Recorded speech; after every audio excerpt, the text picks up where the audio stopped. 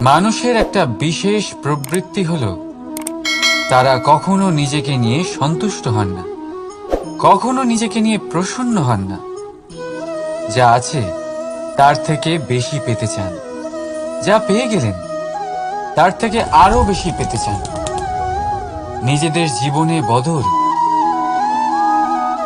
পরিবর্তন আনতে চান। আর এই প্রবৃত্তি এই সংসারের সবচেয়ে মহান,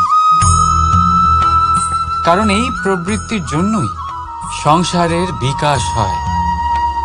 কিন্তু এই বদলের জন্য মানুষ তার খোঁজে থাকেন যা তার জীবনে বদল আনতে পারবে, তাকে পথ দেখাতে পারবে, তার জীবনে পরিবর্তন আনতে পারবে। আর তাই মানুষ সংসার জুড়ে তাকেই খোঁজেন যিনি তার পাশেই আছেন।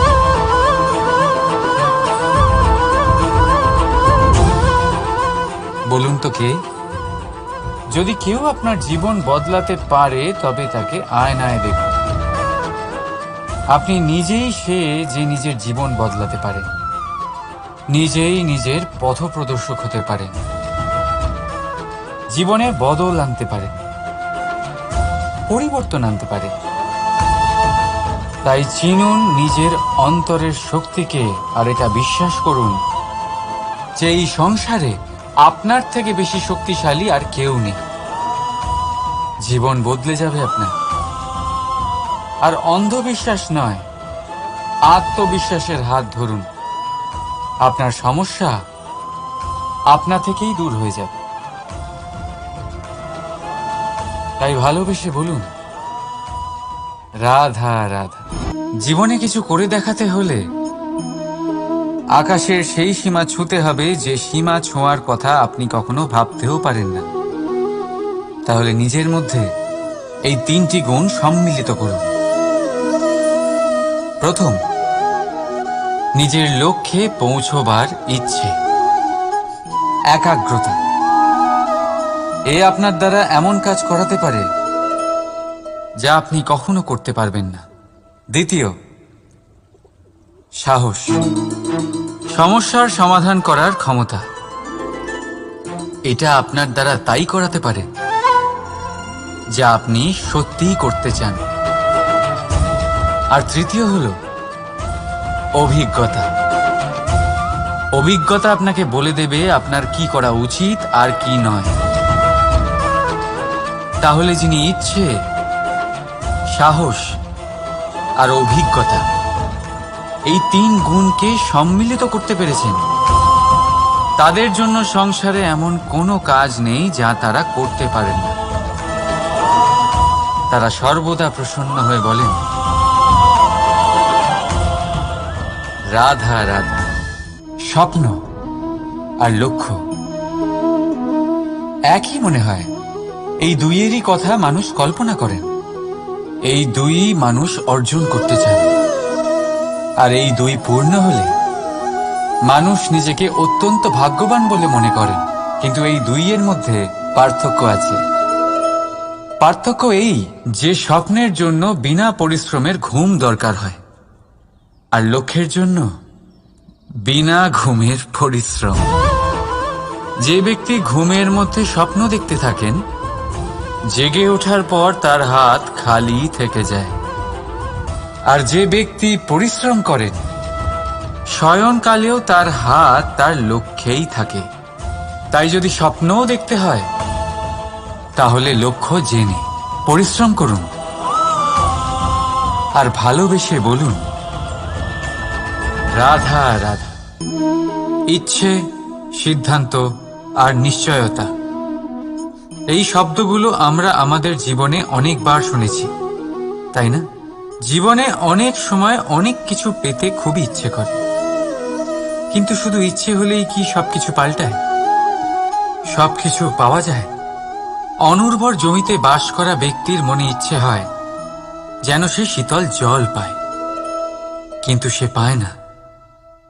যে এক কুয়ো খোঁড়ার সিদ্ধান্ত নিয়েছে, সে মাটি খোঁড়ার জন্য কোদাল অবশ্যই পেয়ে যায়।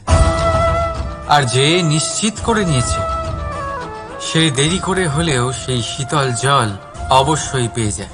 তাই জীবনে কেবল ইচ্ছে করবেন না, সিদ্ধান্ত নিন আর তারপর নিশ্চিত করুন সব পেয়ে যাবেন। আর ভালোবেসে বলুন, রাধা রাধা। প্রদীপ জ্বালানোর কাজ বড়ই আনন্দদায়ক। উজ্জ্বলতার এই শিখা যেন আত্মার মধ্যে গিয়ে মনে উল্লাস ভরে দেয়।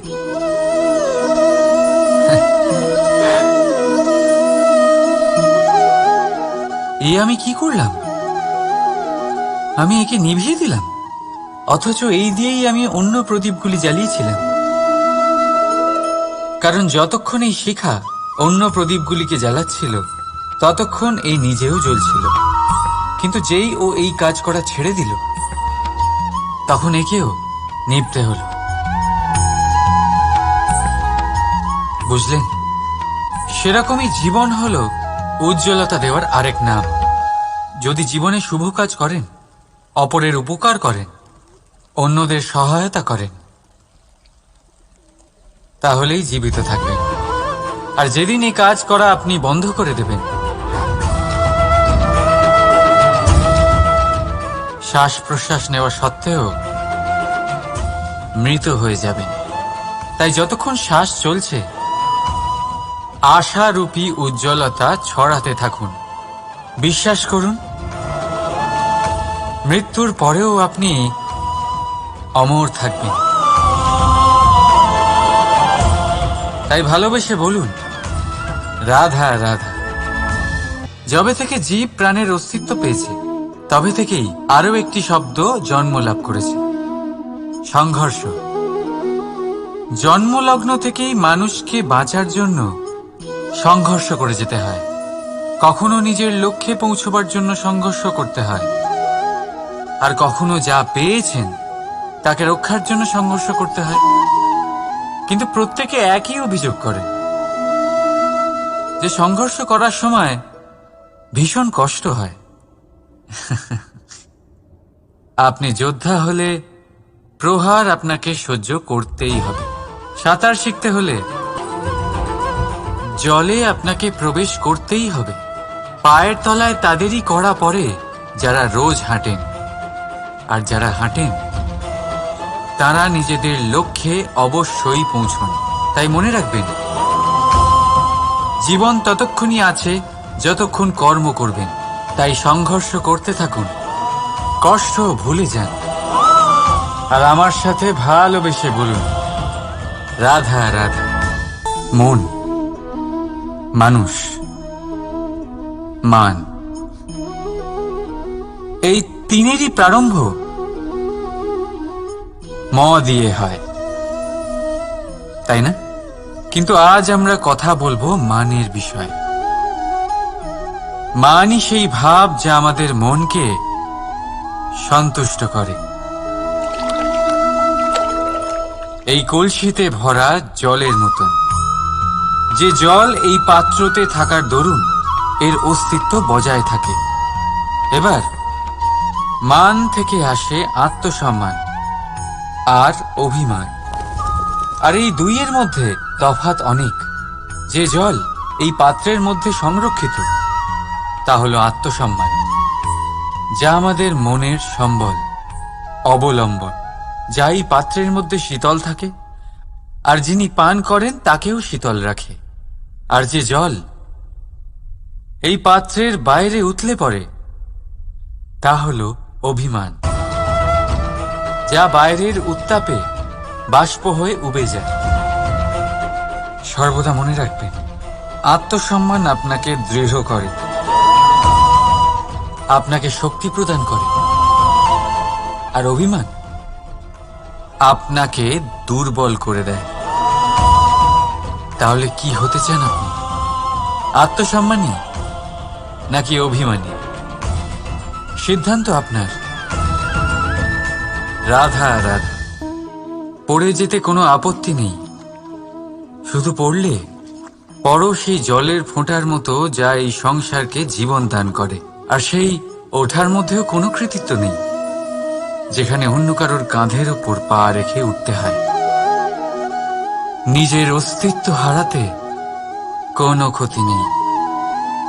যদি তা সেই বীজের মতো হয় যা এক নতুন গাছের অস্তিত্বকে জন্ম দেয়, কিন্তু সেই অস্তিত্বের জন্মে কি লাভ যা অন্য কারোর স্বপ্নকে নস্যাৎ করে তৈরি হয়? ক্রোধে খারাপ কিছুই নেই যদি তা কোনো দুষ্টকে সঠিক পথে চালনা করে, কিন্তু সেই মেনে নেওয়া, সেই দয়ায় কি লাভ যা আপনাকে দুর্বল করে?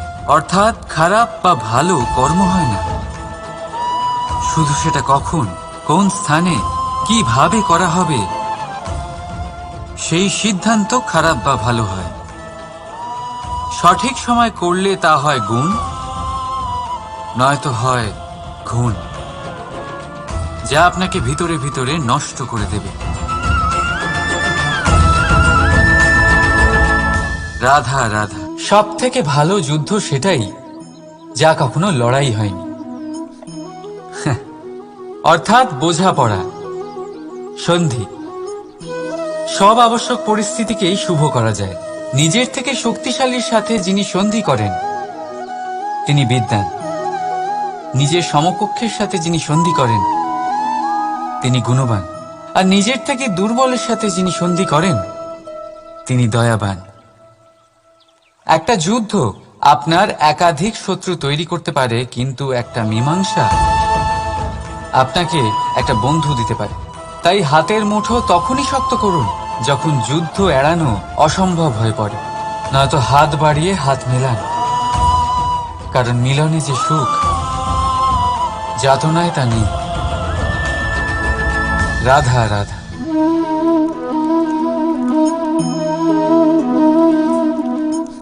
শীতকালের সন্ধ্যায় এই জ্বলন্ত কাঠে হাত সেঁকতে কার না ভালো লাগে? কত সময় পেরিয়ে যায় এই কাঠ সরাতে, ঘোরাতে, বোঝাই যায় না। এই কাঠগুলি আগে জ্বলে, তারপর আমাদের উষ্ণতা দেয়, আর তারপর ছাই হয়ে যায়। আচ্ছা বলুন, এই আগুনের উৎপত্তি কোথা থেকে হয়? উত্তরটা সহজ, এই কাঠ থেকে। আচ্ছা, এই ছাইয়ের উৎপত্তি কোথা থেকে হয়? উত্তর সেই একই, এই কাঠ থেকেই। তাহলে আগুন আর ছাই, এই দুইয়ের উৎপত্তি কাঠ থেকেই হয়। এবার ভাবুন, আগুন যা এই কাঠ জ্বালায়, আর ছাই সেই ছাই যা এই আগুন নিভিয়ে দেয়। কিছু বুঝলেন? আপনার শক্তি আপনার ভেতরেই উৎপন্ন হয়, আর আপনার অন্তরের ক্ষতিকর সেই ছাই, সেটাও আপনার ভেতরেই উৎপন্ন হয়। তাই নিজের ভিতরের উজ্জ্বলতা দিয়ে এই সংসারকে আলোকিত করতে চান, নাকি নিজের ভেতরের আধার বার করে এই সংসারে অন্ধকার আনতে চান? সিদ্ধান্ত আপনার। রাধা রাধা। জল, জলই পৃথিবীতে বেঁচে থাকার জন্য আবশ্যক তো বটেই, কিন্তু এই জল আমাদের একটা অত্যন্ত গুরুত্বপূর্ণ শিক্ষা প্রদান করে। কখনো এই জলকে দেখেছেন? যে পরিস্থিতিতেই এই জল প্রবাহিত হোক না কেন, এর উপর যা কিছুই প্রভাব থাকুক না কেন, এর পথে যতই বাধা আসুক না কেন, তার মধ্যে থেকে ও নিজের পথ ঠিক বের করে নেয়, কিন্তু নিজের প্রবাহ থামতে দেয় না, ক্রমাগত অগ্রসর হতে থাকে।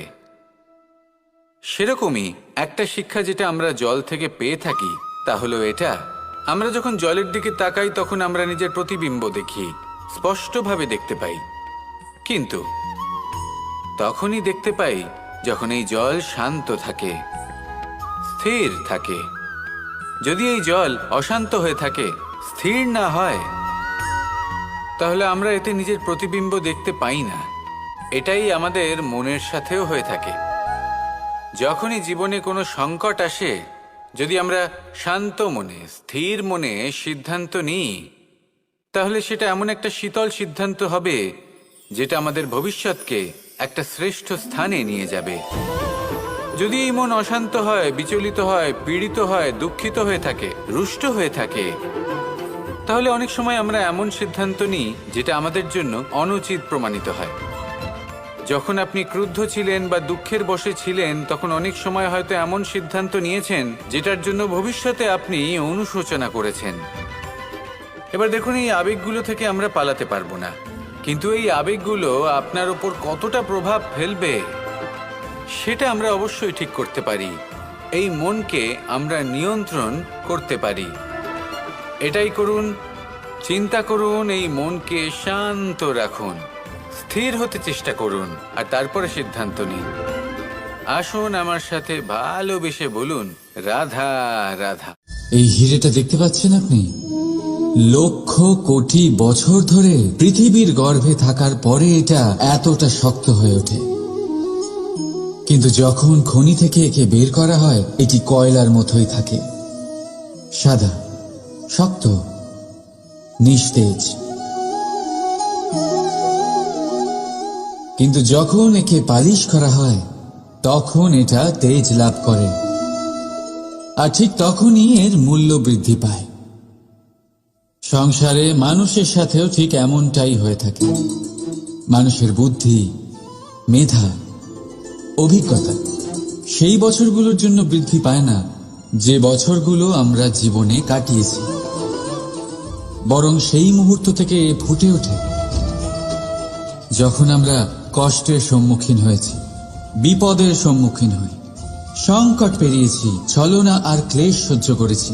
এই জন্য যদি আপনার জীবনে আপনি সংকটের সম্মুখীন হন, বিপদ আসে, কষ্ট আসে, তাতে একেবারেই ভয়ভীত হবেন না। তাকে আহ্বান জানান, কারণ এই পরিস্থিতিগুলোই আপনাকে অভিজ্ঞতা দেবে যা আপনাকে উন্নত করবে। রাধা রাধা। মানুষের মধ্যে এক বিশেষ গুণ পাওয়া যায়, মূল্যায়ন করার। কোনটা দামি, কোনটা সস্তা, যেটা কিনতে গেলে অনেক মুদ্রা লাগে, অনেক পরিশ্রম লাগে, সেটা দামি। যেটা কিনতে গেলে কম মুদ্রা, কম পরিশ্রম লাগে, সেটা সস্তা। কিন্তু এটাই কি সম্পূর্ণ সত্য?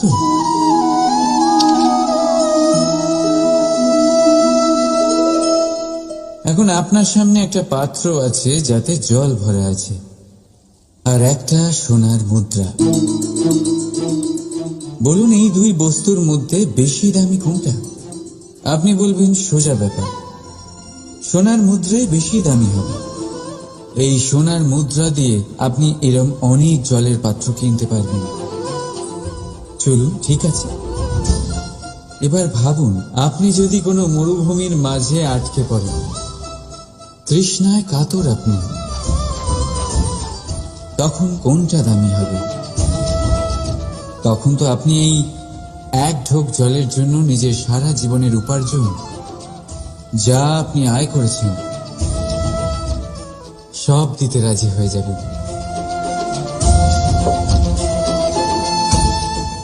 মনে রাখবেন, জীবনে দামি বা সস্তা বস্তু না, পরিস্থিতি হয়। আর প্রয়োজনে যা কাজে আসে তার থেকে অমূল্য এই সংসারে আর কিচ্ছু নেই। রাধা রাধা। জীবনে খুব মহত্বপূর্ণ হয় এই অগ্নি। এই অগ্নি উজ্জ্বলতা হয়ে আমাদের জীবিত রাখে। কিন্তু ভাবুন, যদি এই উজ্জ্বলতা ক্রোধের অগ্নি হয়ে দিকভ্রষ্ট হয়, তাহলে কি হবে? একটা ছোট পাতা দিয়ে শুরু করে গোটা বনকে ছারখার করে দিতে পারে। ঠিক সেরকমই মানুষের ক্রোধের আগুনও অন্যদের তো ভস্ম করেই, কিন্তু তার পূর্বে স্বয়ং নিজেকেই ভস্ম করে দেয়। তাহলে কি করা যায়? কি করে নিয়ন্ত্রণ করা যায় তাকে? উত্তর হলো, তাতে জল ঢেলে দিয়ে, জলের মতো বইতে দিন একে। ঠিক সেইভাবে যেমন সূর্য নিজের অগ্নিকে তেজ বানিয়ে আপনার কাছে পৌঁছে দেয়। এটাই পার্থক্য সূর্যের অগ্নি আর ক্রোধের অগ্নির মধ্যে। সূর্যের অগ্নি বিচ্ছুরিত হয়ে প্রতিফলিত হয়ে আসে, আর সেই জন্যই তাকে তেজ বলা হয়। অন্যদিকে আমাদের ক্রোধের আগুনের কোনো সীমাই থাকে না।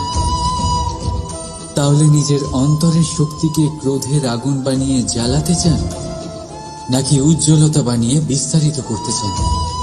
সিদ্ধান্ত আপনার। রাধা রাধা। সংসারে সব থেকে কঠিন কাজ কি? কেউ বলবেন পর্বত আরোহণ করা, কেউ বলবেন সাঁতার কাটা, কেউ বলবেন আকাশে ওড়া। কিন্তু বাস্তবে সত্যি কি এগুলি কঠিন? আসলে যদি দেখা যায় তো এগুলি কিছুটা আলাদা। যে কাজ আমরা করতে অভ্যস্ত নই, আমরা তাকে কঠিন ভেবে নিই। যেমন সাঁতার কাটা আলাদা, পাহাড়ে ওঠার কলা আলাদা, আকাশে ওড়ার কলা আলাদা। যেমন কিছু মানুষ গণিত আর বিজ্ঞানকে কঠিন ভেবে নেয়, কিন্তু বাস্তবে এটা সাহিত্যের থেকে কিছুটা ভিন্ন, কঠিন নয়।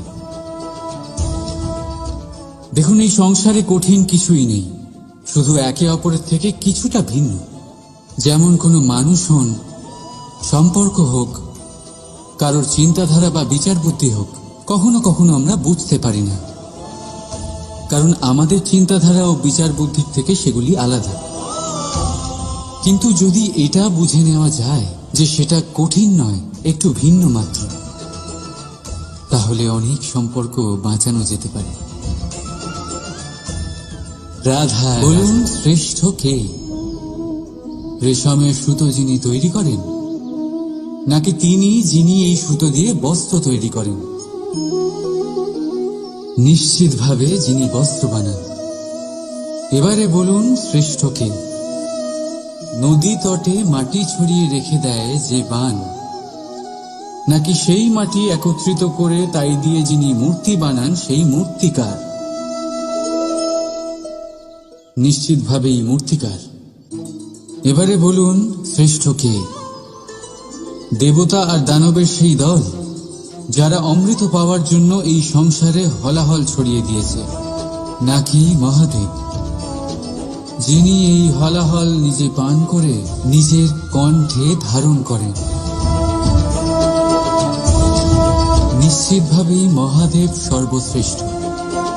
ঠিক এইভাবেই সংসারে ছোট ছোট ব্যাপারকে যারা বড় করে দেখেন তারা শ্রেষ্ঠ হন না, কারণ ছোট ছোট খুঁটিনাটিকে দ্বন্দ্বে পরিণত করা অত্যন্ত সহজ। কিন্তু সর্বশ্রেষ্ঠ তিনিই হন যিনি নিজের বিচার বুদ্ধি দিয়ে বড় বড় যুদ্ধের অবসান ঘটান। রাধা রাধা। নদীর জল মিষ্টি হয়, আর সাগরের জল হয় নোনতা, আর কোন নালার জল দুর্গন্ধে ভরা হয়। কেন? নদীর জল মিষ্টি হয় কারণ সে সকলকে জল দেয়, সাগর জল নেয়, আর তাই জন্য নোনতা হয়। আর নালা সে বওয়া বন্ধ করে দেয়, আর সেই কারণেই তা দুর্গন্ধময় হয়ে ওঠে, সে কাজের অযোগ্য হয়ে ওঠে। আমাদের জীবনেও অনেকটা এমনটাই হয়ে থাকে। যদি নদীর মতন জীবনে কিছু দিতে শেখেন, তাহলে জীবনে মিষ্টত্ব বজায় থাকবে। যদি সাগরের মতন ভাগ দেওয়ার বদলে শুধু সঞ্চয় করতে থাকেন, তাহলে মনে তিক্ততা ভরে থাকবে।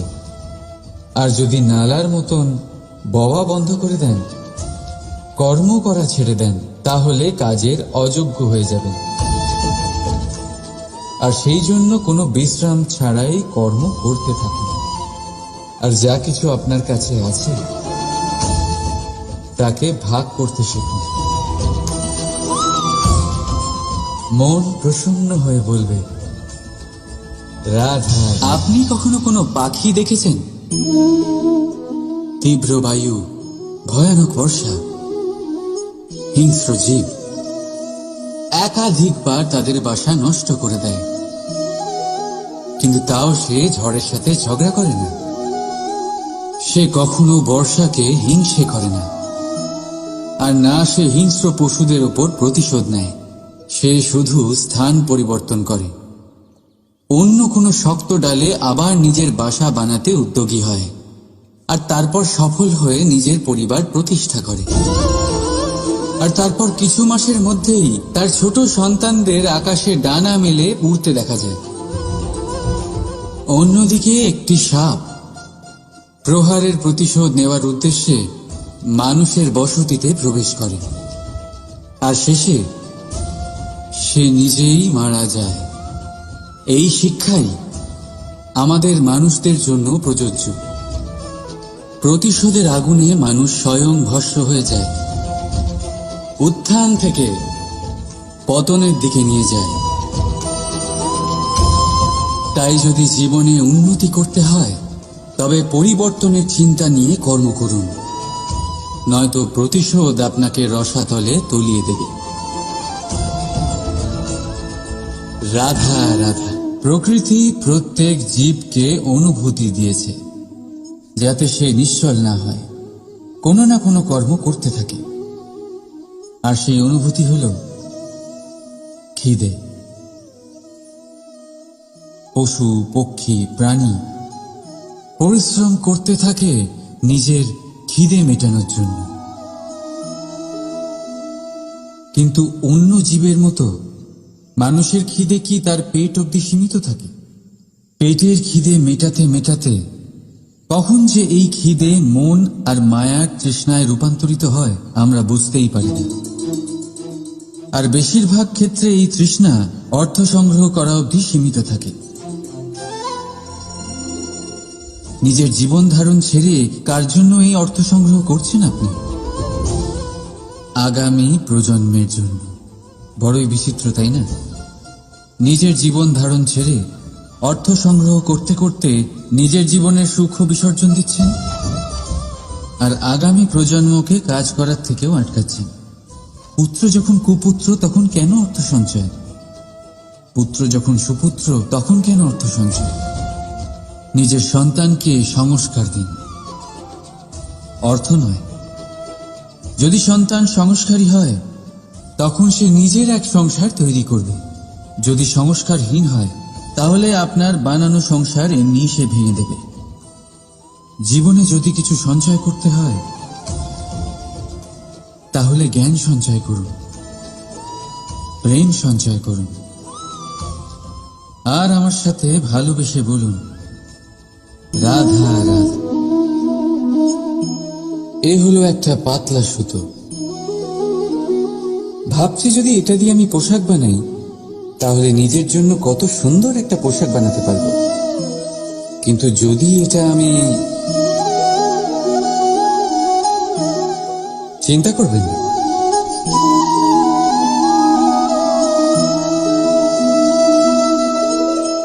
দেখুন এই সুতো জোড়া লেগে গেল।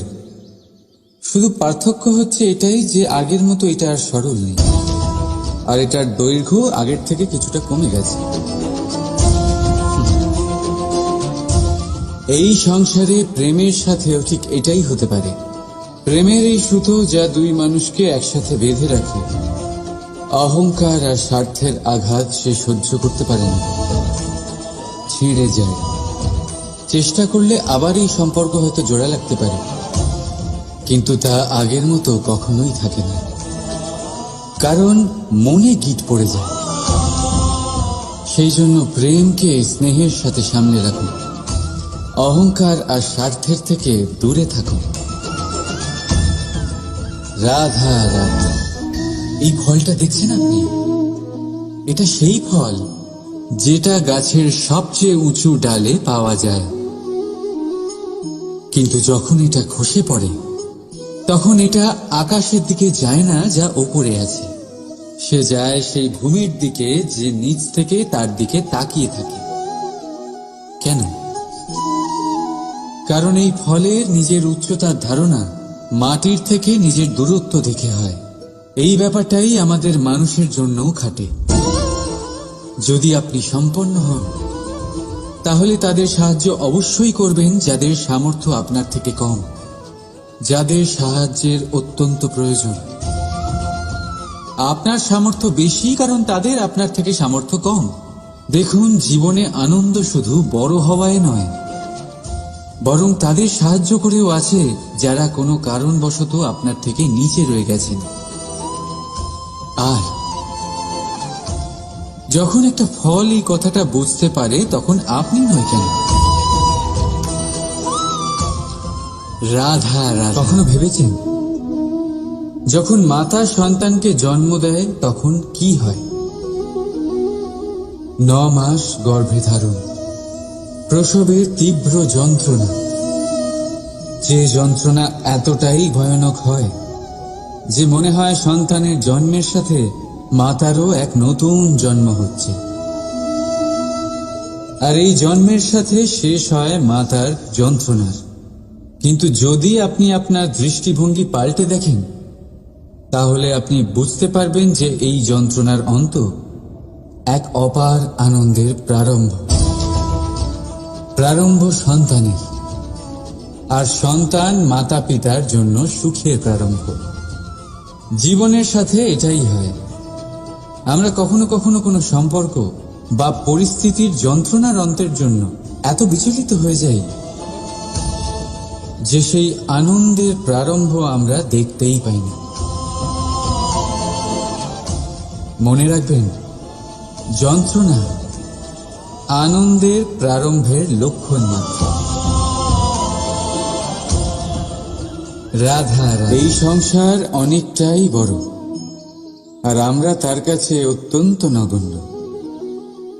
এই সংসারে এমন অনেক মানুষ পাওয়া যায় যারা বোঝান যে এই সংসারটা কতটা বড়, কতটা অদ্ভুত, কতটা সুন্দর। আর এই সংসার রচনা করে পরমেশ্বর কত মহান এক কাজ করেছেন। কিন্তু আপনি এই জীবনে মাত্র কয়েকজন মানুষকেই পাবেন যারা আপনাকে এইটা বলবেন যে এই সংসারে আপনি কতটা গুরুত্বপূর্ণ, আপনি কতটা অদ্ভুত। যদি আপনি তাদের সাথে থাকেন, তাহলে তারা নতুন কিছু সৃষ্টি করতে পারেন, এই সংসারকে আরো কতটা পবিত্র করতে পারেন। তাই এই সংসারকে গুরুত্ব না দিয়ে সেই মুষ্টিমেয় কিছু মানুষকে গুরুত্ব দিন, কারণ তারাই হলো আপনার আপনজন, আর তারাই আপনাকে সঠিক পথে চালিত করবে। মানুষকে তো বর্ষার স্রোতও বয়ে নিয়ে যেতে পারে, তাকে সাগরও ডুবিয়ে দিতে পারে, কিন্তু গঙ্গা জল সবচেয়ে বেশি শুদ্ধ, কারণ তার কয়েক ফোঁটা মানুষকে মুক্ত করে দেয়। এটা হলো সূচ,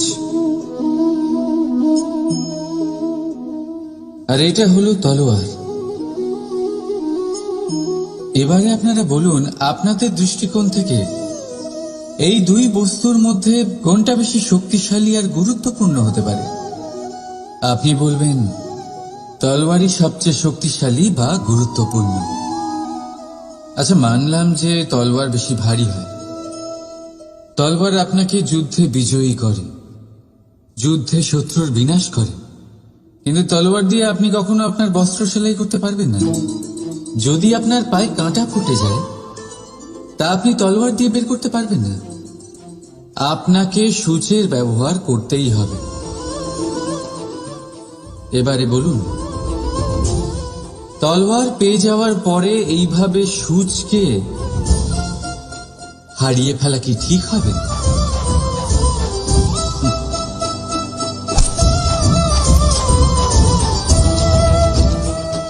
ঠিক সেইভাবেই জীবনে সম্পন্ন বন্ধু পাওয়ার পরেও আপনার সেই বন্ধুদের হারাবেন না যারা কম সম্পন্ন, দরিদ্র, কারণ তারা আপনার সাথে তখন ছিলেন যখন আপনি কিছুই ছিলেন না, আর জীবনে দরকার পড়লে তারাই আপনার কাজে আসবে, সম্পন্ন বন্ধু নয়। তাই যাকে ভালোবেসেছেন তার সাথে বন্ধুত্ব পালন করুন, চিত্ত আনন্দে জেগে উঠবে। রাধা রাধা। মানুষের জীবন কি? আপনি বলতে পারেন জন্ম আর মৃত্যুর মধ্যেকার সময়। আর মৃত্যু কখন হয়? যখন মানুষ শ্বাস নেওয়া বন্ধ করে দেয়, হাত পা নাড়ানো বন্ধ করে দেয়, ভাবা ছেড়ে দেয়। এমনটা নয়, মানুষের অন্তর, তার মৃত্যু তখনই হয় যখন তার অন্তরের করুণা শেষ হয়ে যায়।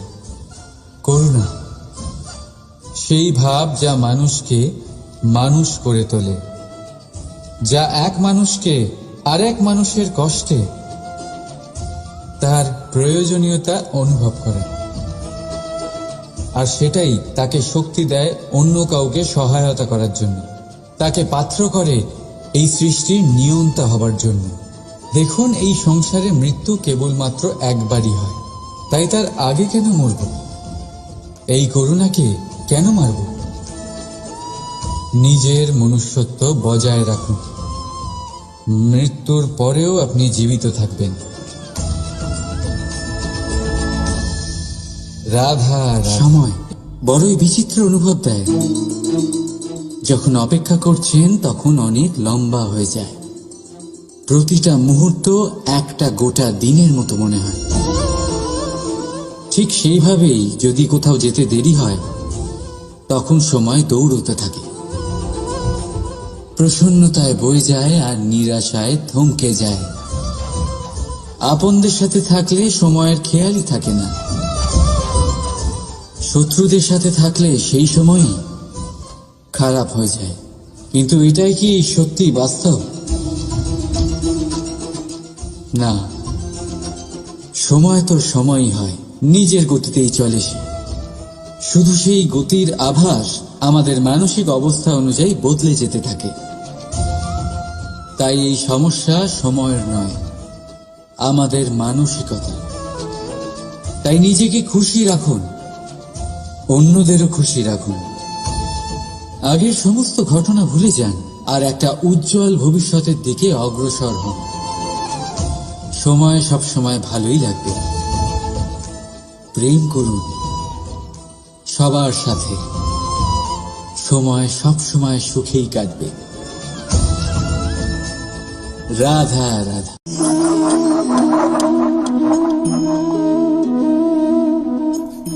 কোনো ব্যক্তিকে নিশ্চয়ই দেখেছেন যিনি নিজে কাঠ কাটার এই কাজে নিপুণ এবং অভিজ্ঞ।